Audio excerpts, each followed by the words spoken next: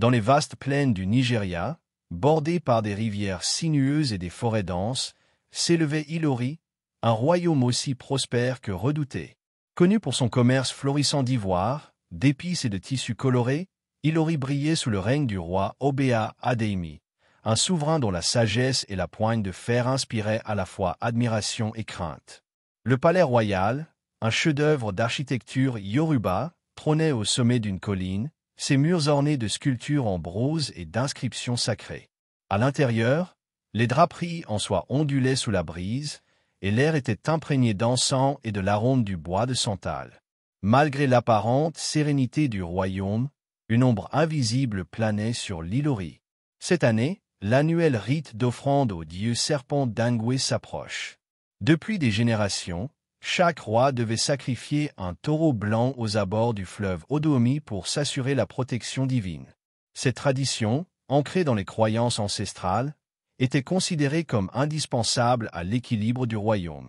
Mais cette année, Obéa Adéimi ne comptait pas suivre la coutume. Ce matin-là, sous le grand manguier du palais, les anciens du conseil étaient réunis, vêtus de leurs longs boubous brodés de motifs sacrés. Ils attendaient avec une impatience mêlée d'inquiétude que le roi prenne place sur son trône d'ébène. Lorsqu'il apparut enfin, drapé dans une tunique pourpre et paré de colliers d'ivoire, son regard impassible trahissait une décision déjà prise. Majesté, commençait le plus âgé des prêtres, un vieillard au dos voûté du nom de Baba Olofin, le temps du sacrifice est venu. Le dieu d'Angwe attend son offrande. Le roi haussa un sourcil et croisa lentement les bras. Et pourquoi continuer ce rituel absurde? Un murmure glacé parcourut l'assemblée. Les anciens échangèrent des regards alarmés, tandis que les prêtres resserrèrent nerveusement leurs chapelets de cori. « Nous avons prospéré sous votre règne, Majesté, reprit Baba Olofin d'une voix tremblante, mais il ne faut pas défier les dieux. Le fleuve nourrit nos terres, et Dangwe en est le gardien. » Le roi se lève brusquement. « Ce n'est pas un dieu qui a bâti ce royaume, mais moi, » s'exclama-t-il d'une voix résonnante. « Ce sont nos mains qui cultivent la terre, ce sont nos soldats qui protègent nos frontières, et c'est mon intelligence qui assure notre prospérité. Il n'y aura aucun sacrifice cette année, ni jamais plus. » Un silence de mort s'abat sur la salle. Personne n'osa contredire le roi. Seul un homme se permet de parler. « Père, tu ne devrais pas agir ainsi. » Tous les regards se tournèrent vers Oluwaseun, le fils unique du roi. Le prince, d'une vingtaine d'années, se tenait debout près de l'entrée, vêtu d'un pagne blanc, symbole de pureté et de respect envers les traditions. Ses yeux sombres reflétaient une sagesse dépassant son âge. « Toi aussi, mon fils ?» groude le roi. « Tu crois en ces superstitions ridicules? Il ne s'agit pas de superstition, père. » La voix d'Oluwaseun était calme, mais ferme. Les traditions existent pour une raison. Nos ancêtres les ont respectées. Nous devons faire de même. Obéa Adéimi soupira et serra la tête. « Tu es encore jeune, mon fils. Tu apprendras qu'un vrai roi forge son propre destin. » Puis, sans un mot de plus, il quitte la salle du conseil. Les jours suivants, un étrange malaise s'installe dans le royaume. Tout commença par une étrange brume qui flottait au-dessus du fleuve Odomi, une brume si dense qu'elle rendait l'eau noire et impénétrable. Puis, les premiers signes d'un mal inconnu sont apparus. Les rivières commencèrent à perdre leur limpidité. L'eau est devenue trouble, empoisonnant le bétail et rendant malades ceux qui la buvaient. Des serpents apparurent en grand nombre, non seulement dans les champs et les huttes, mais aussi dans le palais royal, se glissant silencieusement sous les tapis et dans les coins sombres. Les cultures commencèrent à flétrir. Là où les champs étaient autrefois verdoyants, seule une terre sèche et craquelée subsistait. Les murmures des villageois se firent de plus en plus forts. Le roi a défié Dangwe. Nous sommes maudits. Il faut faire le sacrifice avant qu'il ne soit trop tard. Mais malgré les avertissements et les prières désespérées des prêtres, Obéa Adéimi reste inflexible. Ces phénomènes ne sont que le fruit du hasard, déclare-t-il avec dédain. Nous avons vu des sécheresses et des inondations auparavant, et nous avons survécu.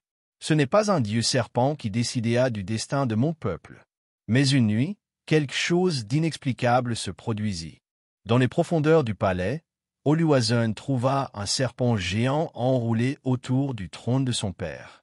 Ses yeux d'un doré incandescent brillaient dans l'obscurité. Le prince, pétrifié, tenta de s'approcher. Mais dès qu'il fit un pas, le serpent ouvrit sa gueule, révélant des crocs immenses, et siffla d'une voix qui n'avait rien d'humain. Il a rompu le pacte. Le prix du sang sera payé. Oluwaseun sentit un frisson parcourir son échine. Il savait que son père était en danger, mais comment pouvait-il le convaincre de se soumettre au Dieu? Il ne le savait pas encore, mais cette nuit-là marquait le début de la malédiction. Les nuits qui suivirent l'apparition du serpent géant dans la salle du trône furent hantées par des rêves étranges. Oluwaseun, le prince héritier, voyait des visions troublantes où des ombres reptiliennes l'entouraient, lui murmurant des paroles incompréhensibles. Il se réveillait en sueur, le cœur battant, sentant une présence invisible autour de lui. Une nuit, alors que la lune pleine baignait le palais d'une lumière blafarde, Oluwaseun sentit une démangeaison intense sur son bras gauche. Lorsqu'il alluma sa lampe à huile et regarda sa peau, il vit quelque chose qui glaça son sang. Une marque écailleuse, d'un vert sombre, apparaissait sur son avant-bras. Elle était petite, presque insignifiante, mais lorsqu'il la toucha, une chaleur étrange pulsa sous sa peau, comme si un être vivant respirait en lui. Terrifié, il recouvrit son bras de son pagne et quitta discrètement ses appartements. Il devait trouver une explication. Oluwaseun se dirigea vers le temple de la prêtresse Oyka, situé au sommet de la colline sacrée d'Ilori. Le temple était un sanctuaire où seuls les plus sages et les plus pieux osaient entrer. À l'intérieur, l'air était saturé d'encens, et des sculptures de dieux et d'ancêtres ornaient les murs en terre cuite. La grande prêtresse Ia Orin, une vieille femme à la peau ridée et aux yeux laiteux, était assise en tailleur sur une natte de raffia. Elle leva lentement la tête à l'approche du prince, comme si elle savait déjà qu'il viendrait. « Tu portes la marque du serpent », murmura-t-elle avant même qu'Oluwaseun ne parle. Le prince, surpris, tomba à genoux devant elle. « Grande-mère, dites-moi ce que cela signifie. Est-ce une malédiction? Vais-je mourir ?» La prêtresse posa sa main frêle sur le bras du jeune homme et caressa la marque. Ses lèvres tremblèrent légèrement. « Non, mon enfant, tu ne vas pas mourir, mais tu n'es plus seulement un homme. » Oluwaseun sentit son souffle se bloquer. « Expliquez-moi. » Ia Oran se redressa et fit signe à l'un de ses assistants d'aller chercher un ancien manuscrit. Un rouleau en peau de chèvre marqué de symboles étranges. « Il y a très longtemps, commença-t-elle, un pacte a été conclu entre les rois d'Ilori et le dieu d'Engwe. Ce pacte stipulait que chaque année, un taureau blanc serait offert au dieu serpent en échange de la prospérité et de la protection du royaume. Elle marqua une pause, fixant Oluwaseun avec intensité. Mais lorsque ce pacte est rompu, c'est le sang royal lui-même qui est réclamé. Oluwaseun sentit un frisson le parcourir. « Le sang royal? Oui, murmura la prêtresse. Ton père a défié les dieux. Maintenant, c'est toi qui porteras le poids de son orgueil. Chaque jour, ton corps changera, se transformera, et si le sacrifice n'est pas fait avant la prochaine pleine lune, tu ne seras plus jamais humain. » Oluwaseun recula, le souffle coupé. Il doit y avoir un moyen d'arrêter cela. La prêtresse ferma lentement les yeux. Il existe une seule façon de briser la malédiction. Le roi lui-même doit offrir sa vie en sacrifice.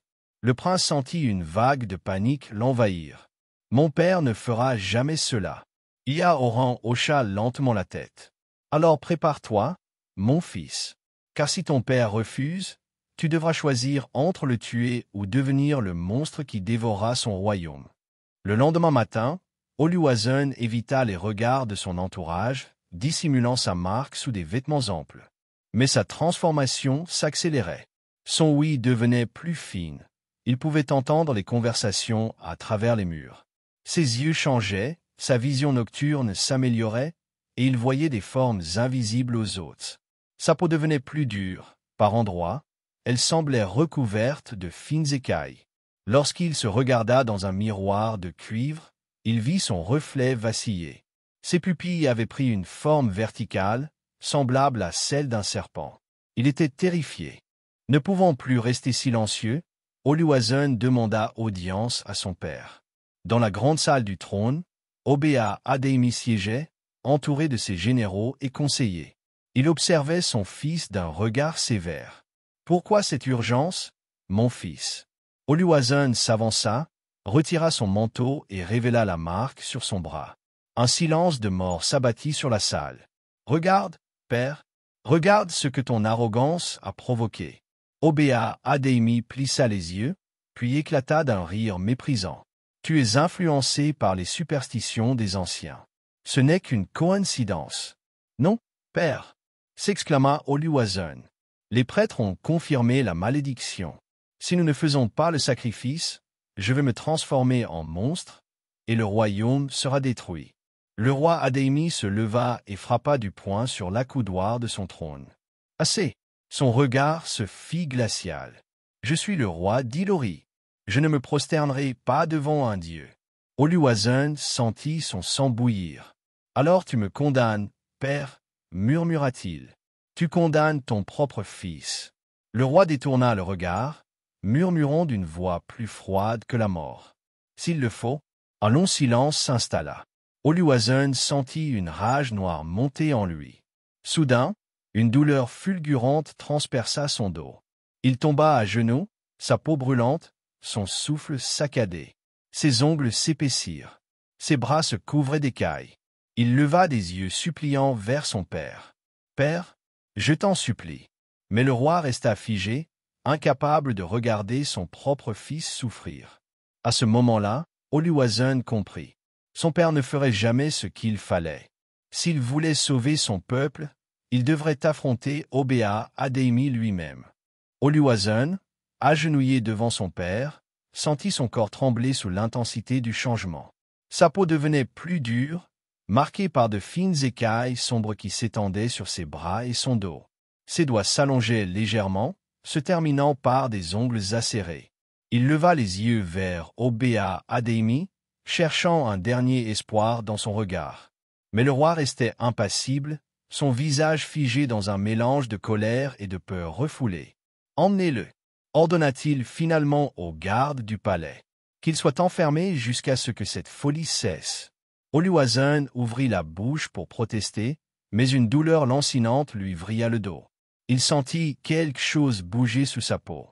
Les gardes s'approchèrent, hésitants, mais soudain, une onde de pouvoir invisible émana du prince.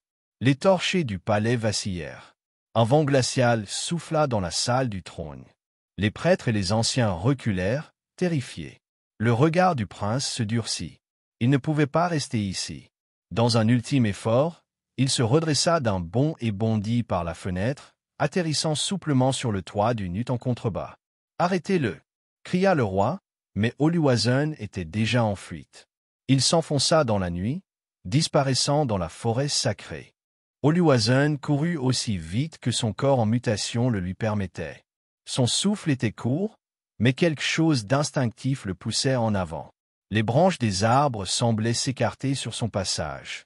L'air était chargé d'une présence ancienne. Bientôt, il arriva devant un immense temple en ruine, enfoui sous la végétation luxuriante. Des sculptures de serpents géants ornaient l'entrée, leurs yeux incrustés de pierres précieuses qui brillaient sous la lueur de la lune.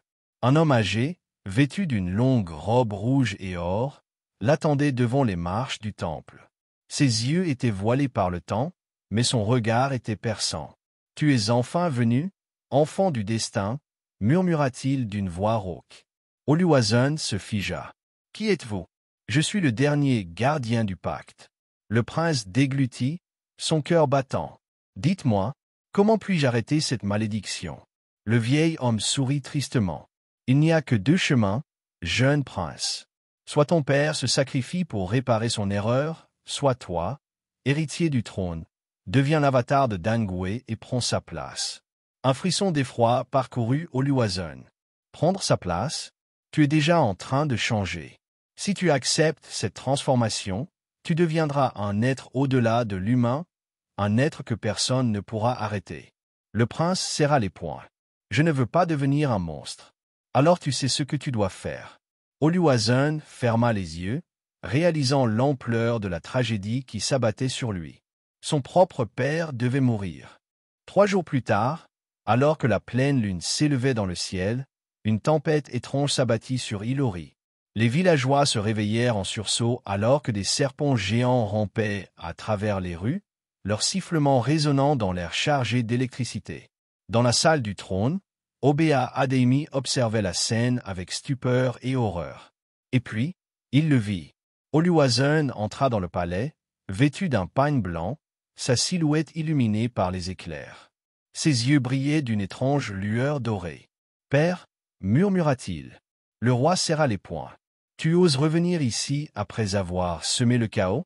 Oluwaseun ignora l'accusation et s'approcha lentement. « Je suis venu te donner une dernière chance. » Il planta son regard dans celui de son père. « Le dieu serpent réclame justice. Si tu refuses de faire le sacrifice, alors... » Il s'arrêta, sa gorge se serrant. « Alors je serai obligé de le faire à ta place. » Le silence dans la salle du trône était presque insoutenable. Le roi Adémi éclata d'un rire amer. « Alors voilà où nous en sommes. Mon propre fils veut ma mort? »« Non, » répondit doucement Oluwaseun. « C'est toi qui choisis ta propre fin. » Le roi fixa son fils, puis détourna le regard vers la fenêtre, où les serpents géants rampaient autour du palais, attendant leur verdict. Un éclair illumina la pièce. Le roi Obéa Adémi ferma les yeux. Puis il murmura. « Alors viens me prendre, Dangwe. » Oluwaseun sentit un poids immense peser sur ses épaules. Il s'approcha de son père et dégaina un poignard sacré, un artefact ancien sculpté dans de l'ivoire et du fer forgé. Le roi, pour la première fois, sembla fatigué. « Tu es devenu plus fort que moi, mon fils, » murmura-t-il. Oluwaseun leva la lame. « Je suis désolé, père. » D'un geste rapide, il planta la dague dans le cœur du roi. Un cri déchirant s'éleva dans le palais alors que le corps d'Obéa Adémi s'effondra. Le ciel s'ouvrit, et une pluie bienfaisante commença à tomber sur Ilori. Les serpents disparurent, se fondant dans l'ombre de la nuit. La malédiction était levée. Mais à quel prix? Oluwaseun resta longtemps immobile devant le corps de son père. Les anciens du royaume entrèrent dans la salle du trône et s'agenouillèrent devant lui. « Oluwaseun, fils d'Adémi, tu es désormais notre roi. » Le jeune homme leva les yeux vers eux, ses pupilles serpentines brillant toujours dans l'ombre. Il savait que quelque chose en lui ne serait jamais plus pareil.